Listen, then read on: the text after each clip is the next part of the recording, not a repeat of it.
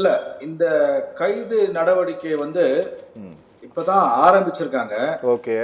இந்த இந்த வழக்கு வந்து எந்த கோணத்துல போகும்னு யாராலையும் கணிக்க முடியாது. கணிக்க முதல்ல. முடியாது. Okay, okay.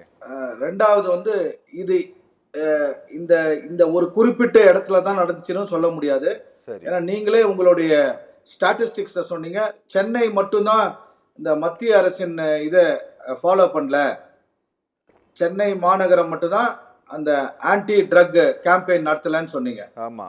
ஸோ சென்னையில் இருக்க அத்தனை விடுதிகளும் பப்புகளும் 5 நட்சத்திர ஹோட்டலில் நடக்கிற அனைத்து இடமும் ம். நிச்சயமாக கவனிக்கப்பட வேண்டும். ம். ஏன்னா ட்ரக் டிராஃபிக்கிங் ம். ஹோட்டல்ல மட்டும் நடக்கல, ம். பெரிய பெரிய குடியிருப்புகள்லையும் நடக்கின்றதா தகவல்கள் வருது.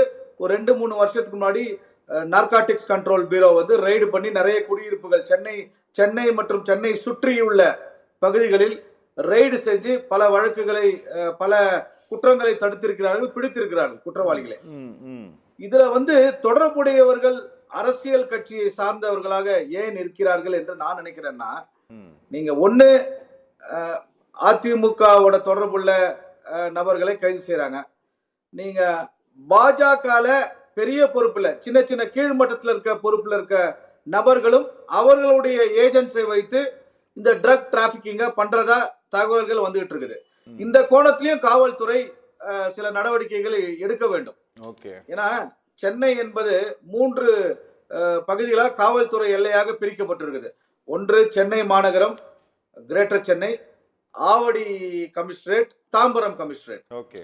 இது இப்ப சென்னையில நடக்கிறதோட இந்த ஆவடி அண்ட் தாம்பரம் வந்து கவனிக்கப்பட வேண்டும். அந்த அவுட்ஸ்கர்ட்ஸ் ஆஃப் சென்னை ஏன்னா ரொம்ப விரிவடைந்து போய்விட்டது.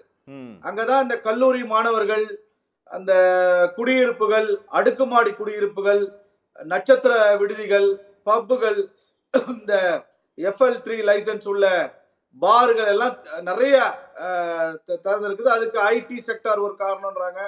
வளர்ச்சி, சென்னை பெருநகர் வளர்ச்சி, இதெல்லாம் பல காரணங்கள் இருக்குது. குறிப்பா சொல்லணும்னா இந்த ஸ்ரீபெரும்புத்தூர் ரூட்ல இருக்க அடுக்குமாடி குடியிருப்புகள் இதெல்லாம் நீங்க கவனிக்கப்பட வேண்டும். இதெல்லாம் வந்து நம்ம எல்லைக்குள்ளே வரல, இந்த விசாரணை வளையத்துக்குள்ளே வரலன்னு நினைக்கிறேன்.